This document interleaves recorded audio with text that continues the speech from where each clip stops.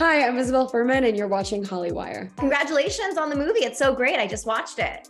Oh, thank you. I'm glad you enjoyed it. So tell me a little bit about Ezra. What connected you to her? And I'm always curious when a celebrity plays another celebrity, right? Or like another actor, like who do you channel for that? And like, how similar is that to your own celebrity? You know, I felt like when I read the script, I was not like Ezra, but I knew Ezra. I had met Ezra. I had coffee meetings with Ezra. Ezra's like that girl who's at Erewhon buying that $17 smoothie. And it's like, maybe it's too expensive, but I just like really love it.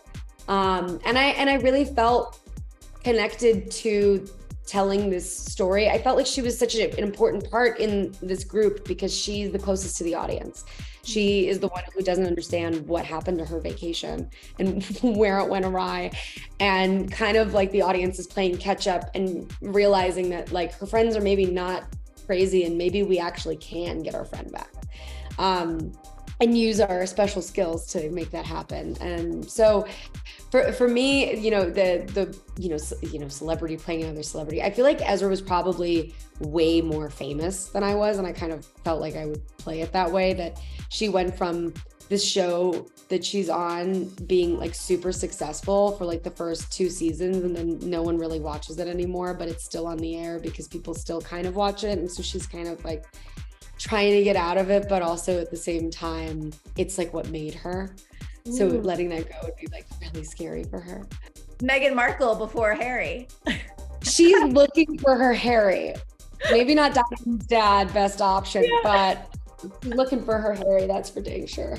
But I just felt like it was a really fun role to step into, and, working with the girls was something that I really wanted to do, and we clicked and had a good time, if you can't tell. No, it's that. And I interviewed them yesterday and they were all saying that too. Like none of you had really known each other prior to getting cast in this, but the bonding happened so organically. So can you tell me like a little bit about what that was like for you? Because these friends were supposed to be friends from like forever. And it does come across like you've known each other forever, not just a month. Yeah, I had met Sky before a couple of times because, we live in LA and we were both child actors. So you go to the same kind of things. Sasha, embarrassingly enough for me, I was obsessed with high fashion, and I had posters of Sasha all over my bedroom wall when I was like 14. Oh my goodness. Did you tell her? Yes, she's very aware. She's like, why? I'm like, because I just thought you were so beautiful. I had such a girl crush on her. And then Wallace, I'd known her from Batwoman, but we'd never met. And at the airport, Sasha, Sky, and I were on the same flight. We had an 8-hour layover in Helsinki, Finland, because all the flights were so different because of COVID. Mm-hmm.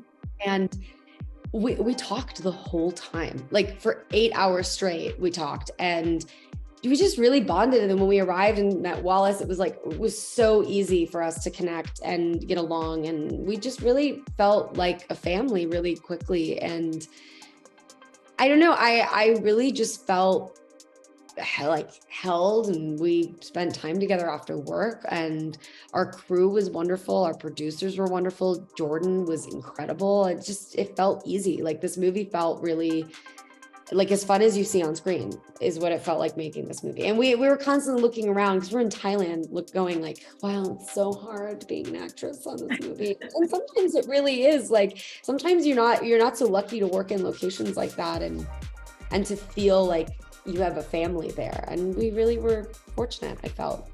Well, I think that's all the time I have, but thank you so much. It was so great chatting.